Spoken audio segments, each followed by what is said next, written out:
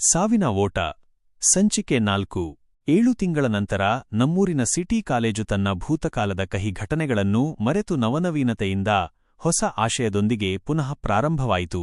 ಇದರ ಪ್ರಾರಂಭದಲ್ಲಿ ಬೆರಳೆಣಿಕೆಯ ವಿದ್ಯಾರ್ಥಿಗಳಿದ್ದರೂ ಒಂದೆರಡು ವಾರಗಳಲ್ಲಿ ಇದರ ಸಂಖ್ಯೆ 200ರ ಗಡಿಯನ್ನೂ ದಾಟಿತು. ಇದರಿಂದ ಲಪೋರ್ಟಿಯವರ ಸಂತೋಷಕ್ಕೆ ಪಾರವೇ ಇರಲಿಲ್ಲ. ಹಲವಾರು ವರ್ಷಗಳಿಂದ ಸಂತೋಷ ಕಾಣದ ಕಣ್ಣುಗಳಲ್ಲಿ ಖುಷಿಯ ಕಣ್ಣೀರು ಶಿವನ ತಲೆಯಿಂದ ಗಂಗೆ ಭೂಮಿಗೆ ಬಂದಂತೆ ನೆಲದ ಮೇಲೆ ಬಿದ್ದು ನದಿಯಂತೆ ಹರಿಯತೊಡಗಿತು. ಅಂದಿನಿಂದ ಕಾಲೇಜು ಚಟುವಟಿಕೆಗಳು ಸರಾಗವಾಗಿ ಜರುಗತೊಡಗಿದವು. ಎಲ್ಲೆಲ್ಲೂ ನಮ್ಮೂರಿನ ಸಿಟಿ ಕಾಲೇಜಿನದೇ ಮಾತು. ಇದು ಪ್ರಾರಂಭವಾದ ಗಳಿಗೆಯೋ ಏನೋ, ನವಸಿಟಿ ಏರಿಯಾದಿಂದ ಖಾಲಿಯಾಗಿದ್ದ ಜನತೆ ಪುನಃ ಬಂದು ವಾಸಿಸಲು ಪ್ರಾರಂಭವಾಯಿತು. ಪ್ರತಿಯೊಬ್ಬರ ಮನೆಯಲ್ಲೂ ಮಹಾಕಾಳಿಯ ಫೋಟೋವನ್ನು ಇಟ್ಟು ಪೂಜೆ ಮಾಡುವುದು ಪ್ರಾರಂಭವಾಯಿತು. ಆಗೊಮ್ಮೆ ಈಗೊಮ್ಮೆ ಎಂಬಂತೆ ಕರ್ಕಶ ಧ್ವನಿ ಕೇಳಿಸಿತು ಎಂದು ಒಬ್ಬರೋ ಇಬ್ಬರೋ ಹೇಳುವುದು ಬಿಟ್ಟರೆ ಜನತೆಯಂತೂ ನೆಮ್ಮದಿಯ ಜೀವನವನ್ನು ನಡೆಸುತ್ತಿದ್ದರು. ಕಾಲೇಜಿನಲ್ಲಿ ಲವಲವಿಕೆಯನ್ನು ಮೂಡಿಸಿ ಹೊಸ ಚೈತನ್ಯವನ್ನು ಮೂಡಿಸಲು ಲಪೋರ್ಟಿಯವರು ಆಗೊಮ್ಮೆ ಈಗೊಮ್ಮೆ ತರಗತಿಗೆ ಬರುತ್ತಿದ್ದರು. ಬಂದವರೇ ತಮ್ಮ ಅನುಭವಗಳನ್ನು ಹಾಗೂ ಕೆಲವೊಂದು ಕಥೆಗಳನ್ನು ಹೇಳುತ್ತಿದ್ದರು. ಇದರಿಂದ ಎಲ್ಲಾ ವಿದ್ಯಾರ್ಥಿಗಳು ಅವರನ್ನು ಕಥೆ ಮಾಸ್ಟರ್ ಎಂದೇ ಕರೆಯುತ್ತಿದ್ದರು.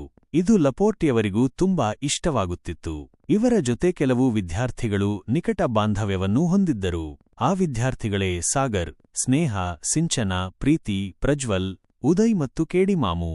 ಈ ವಿದ್ಯಾರ್ಥಿಗಳ ಜೊತೆಗೆ ಅಲ್ಲಿನ ಪ್ಯೂನ್ ಪುಟ್ಟಸ್ವಾಮಿ ತರ್ಲೆ ತಮಾಷೆಯಲ್ಲಿ ಪಾಲ್ಗೊಳ್ಳುತ್ತಿದ್ದನು. ಇವನ ತಮಾಷೆಗೆ ಪ್ರತಿ ತಮಾಷೆಯನ್ನು ಕೇಡಿಮಾಮು ಮಾಡುತ್ತಿದ್ದನು. ಒಂದು ರೀತಿಯಲ್ಲಿ ನಮ್ಮೂರಿನ ಸಿಟಿ ಕಾಲೇಜು ನವಸಿಟಿಗೆ ಶಿವನ ಅಲಂಕಾರಕ್ಕೆ ಚಂದ್ರಭೂಷಣವೆಂಬಂತೆ ಕಂಗೊಳಿಸುತ್ತಿತ್ತು. ಕಾಲೇಜಿನ ಸುತ್ತ ಮರಗಿಡಗಳಿದ್ದ ಕಾರಣ ಸಂಜೆಯಾಗುತ್ತಿದ್ದಂತೆ ಹಲವಾರು ಜನರು ಅಲ್ಲಿ ವಿಶ್ರಾಂತಿಗಾಗಿ ಆಗಮಿಸುತ್ತಿದ್ದರು. ಕಾಲೇಜಿನ ದೊಡ್ಡ ಗೋಡೆಯ ಸಣ್ಣ ಸಣ್ಣ ಕಿಂಡಿಗಳಲ್ಲಿ ವಿದ್ಯಾರ್ಥಿಗಳು ಮತ್ತು ವಯೋವೃದ್ಧರು ವ್ಯವಹಾರವನ್ನು ನಡೆಸುತ್ತಿದ್ದರು. ಇದರಿಂದ ಹೊರಗಿನ ಪ್ರಪಂಚದ ಚಟುವಟಿಕೆಗಳ ಬಗ್ಗೆ ವಿದ್ಯಾರ್ಥಿಗಳು ತಿಳಿದುಕೊಳ್ಳುತ್ತಿದ್ದರು. ಒಂದು ರೀತಿಯಲ್ಲಿ ಇದೊಂದು ವಿದ್ಯಾರ್ಥಿಗಳ ಪಾಲಿಗೆ ಮನರಂಜನೆಯ ಊರಣವಾಗಿತ್ತು. ಅದರಲ್ಲೂ ಸಾಗರ್ ಮತ್ತು ಟೀಂ ಪುಟ್ಟಸ್ವಾಮಿಯ ಸಹಾಯದಿಂದ ಆಗೊಮ್ಮೆ ಈಗೊಮ್ಮೆ ಗೋಡೆ ಹಾರುವ ಕೆಲಸವನ್ನು ಮಾಡುತ್ತಿದ್ದರು. ಕದ್ದುಮುಚ್ಚಿ ನವಸಿಟಿಯ ಸಿನಿಮಾ ಹಾಲಿನಲ್ಲಿ ಸಿನಿಮಾಗಳನ್ನು ವೀಕ್ಷಿಸುತ್ತಿದ್ದರು. ಇದಕ್ಕಾಗಿ ಅವರು ಪುಟ್ಟಸ್ವಾಮಿಗೆ ಪ್ರತಿದಿನ ಕುಡಿಯಲು ಬೇಕಾದ ಬಾಟಲನ್ನು ತರಿಸಿಕೊಡುವ ಜವಾಬ್ದಾರಿಯನ್ನು ಕೇಡಿಮಾಮುವಿಗೆ ವಹಿಸಿಕೊಟ್ಟಿದ್ದರು. ಇವನು ಪ್ರತಿದಿನ ನೀರಿನ ಬಾಟಲಿನಲ್ಲಿ ಸಾರಾಯಿಯನ್ನು ತಂದು ಕೊಡುತ್ತಿದ್ದನು. ಜೊತೆಗೆ ಸ್ವಲ್ಪ ತೀರ್ಥವನ್ನು ತಾನೂ ಸಹ ತೆಗೆದುಕೊಳ್ಳುತ್ತಿದ್ದನು. ಸಾಗರ್, ಸ್ನೇಹ, ಸಿಂಚನ, ಪ್ರೀತಿ, ಪ್ರಜ್ವಲ್, ಉದಯ್ ಮತ್ತು ಕೇಡಿಮಾಮು ಶ್ರೀಮಂತರಲ್ಲದಿದ್ದರೂ ಅವರ ಬಳಿ ಯಾವಾಗಲೂ ಹಣವಿರುತ್ತಿತ್ತು. ದಿನದಲ್ಲಿ 1 ಗಂಟೆ ಇವರು ವಿಶ್ವದ ಜನರಿಗೆ ಬೇಕಾದ ಅಗತ್ಯ ಮಾರ್ಗದರ್ಶನವನ್ನು ನೀಡುವ ಕೆಲಸವನ್ನು ಮಾಡುತ್ತಿದ್ದರು. ಅಂದರೆ ನಮ್ಮೂರಿನ ಸಿಟಿ ಕಾಲೇಜಿನಲ್ಲಿ ಓದುವಾಗಲೇ ವಿದ್ಯಾರ್ಥಿಗಳು ದುಡಿಯಬಹುದಾಗಿತ್ತು. ಇದು ಒಂದು ರೀತಿಯ ಕಲಿಕೆಯೇ ಆಗಿತ್ತು. ಕಲಿಯುತ್ತಾ ದುಡಿ ಎಂಬುದು ಇದರಲ್ಲಿ ಅಡಕವಾಗಿದೆ. ಈ ಅಂಶವನ್ನು ಮನಗಂಡೆ ಕಾಲೇಜಿನಲ್ಲಿ ಉಚಿತ ಶಿಕ್ಷಣವನ್ನು ನೀಡುತ್ತಿರಬೇಕು ಎಂದರೆ ತಪ್ಪಾಗುವುದಿಲ್ಲ. ನಮ್ಮ ಹಸಿವನ್ನು ನಾವೇ ನೀಗಿಸಿಕೊಳ್ಳಬೇಕು. ನಾವು ಯಾವುದೇ ಸಮಯದಲ್ಲೂ ಯಾವುದೇ ಸನ್ನಿವೇಶದಲ್ಲೂ ಬೇರೆಯವರಿಗೆ ಹೊರೆಯಾಗಿ ಬದುಕಬಾರದು ಎಂಬುದನ್ನು ಲಪೋರ್ಟಿಯವರು ಸರಿಯಾಗಿಯೇ ಬೋಧಿಸಿದ್ದರು. ನಮ್ಮೂರಿನ ಸಿಟಿ ಕಾಲೇಜು ನಮ್ಮೆಲ್ಲರ ಹೆಮ್ಮೆ. ನಮ್ಮ ನಾಡಿನ ವಿದ್ಯಾರ್ಥಿಗಳು ಸಾಗರದಾಚೆಗೂ ಹೆಸರು ಮಾಡುವಂತೆ ಮಾಡಿದ ಮೊದಲ ಕಾಲೇಜು.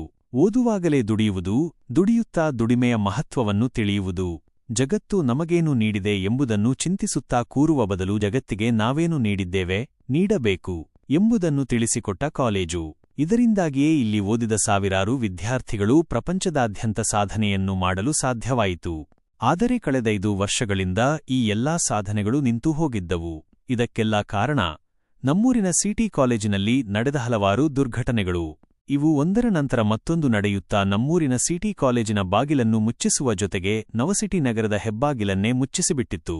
ಈ ಎಲ್ಲಾ ನೋವನ್ನು ಮರೆಸಿ ಕಾಲೇಜಿಗೆ ಮತ್ತು ನವಸಿಟಿಗೆ ಹೊಸ ಲವಲವಿಕೆಯನ್ನು ತಂದುಕೊಟ್ಟಿದ್ದು ಮಾತ್ರ ಕಾಲೇಜಿನ ವಿದ್ಯಾರ್ಥಿಗಳು. ಅದರಲ್ಲೂ ಸಾಗರ್ ಮತ್ತು ಟೀಂ ಇವರುಗಳ ತರ್ಲೆ ತಮಾಷೆಗಳು ಭೂತಕಾಲದಲ್ಲಿ ನಡೆದದ್ದನ್ನು ಮರೆಯುವಂತೆ ಮಾಡಿದ್ದವು. ಅಷ್ಟೇ ಅಲ್ಲದೆ 3-4 ತಿಂಗಳಲ್ಲಿ ಕಾಲೇಜು ತನ್ನ ಗತವೈಭವಕ್ಕೆ ಮರಳಿತು. ಇದರಿಂದಾಗಿಯೇ ಇವರುಗಳ ತರ್ಲೆಗಳನ್ನು ನೋಡಿದರೂ ಸಹ ಲಪೋರ್ಟಿಯವರು ಸುಮ್ಮನಿರುತ್ತಿದ್ದರು. ಇದರಿಂದ ಕಿರಿಕ್ ಹುಡುಗರ ತಂಟೆಗೆ ಯಾರೂ ಹೋಗುತ್ತಿರಲಿಲ್ಲ. ಉಳಿದ ವಿದ್ಯಾರ್ಥಿಗಳಂತೂ ಇವರ ಬಳಿ ಸುಳಿಯುತ್ತಲೇ ಇರಲಿಲ್ಲ. ಆಗೊಮ್ಮೆ ಈಗೊಮ್ಮೆ ಇವರ ಬಳಿ ಸುಳಿದರೂ ಇವರು ಮಾಡುವ ಚೇಷ್ಟೆಗಳನ್ನು ಎದುರಿಸಲಾಗದೆ ಇವರ ಗುಂಪಿಗೆ ಸೇರಿಕೊಳ್ಳುತ್ತಿದ್ದರು.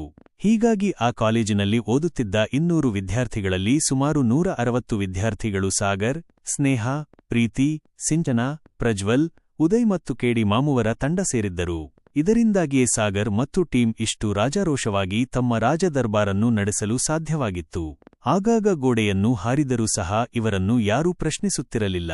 ಲಪೋರ್ಟಿಯವರು ಇವರಿಗೆ ಎಲ್ಲಾ ರೀತಿಯ ಸ್ವಾತಂತ್ರ್ಯವನ್ನೂ ನೀಡಿದ್ದರು. ಆದರೆ ಯಾವುದೇ ಸಂದರ್ಭದಲ್ಲೂ ಕಾಳಿ ದೇವಸ್ಥಾನದ ಹಿಂಭಾಗ, ಹಳೆಯ ಗ್ರಂಥಾಲಯವಿದ್ದ ಜಾಗಕ್ಕೆ ಮಾತ್ರ ಹೋಗಬಾರದು ಎಂದು ಕಟ್ಟಪ್ಪಣೆ ಮಾಡಿದ್ದರು. ಇದನ್ನು ಸಾಗರ್ ಟೀಮ್ ಪಾಲಿಸಿಕೊಂಡು ಬಂದಿದ್ದರು. ಇಲ್ಲಿಯವರೆಗೂ ಯಾರೊಬ್ಬರೂ ಅತ್ತ ಹೋಗಿರಲೇ ಇಲ್ಲ. ಇತರರನ್ನು ಹೋಗಲು ಬಿಟ್ಟಿರಲಿಲ್ಲ.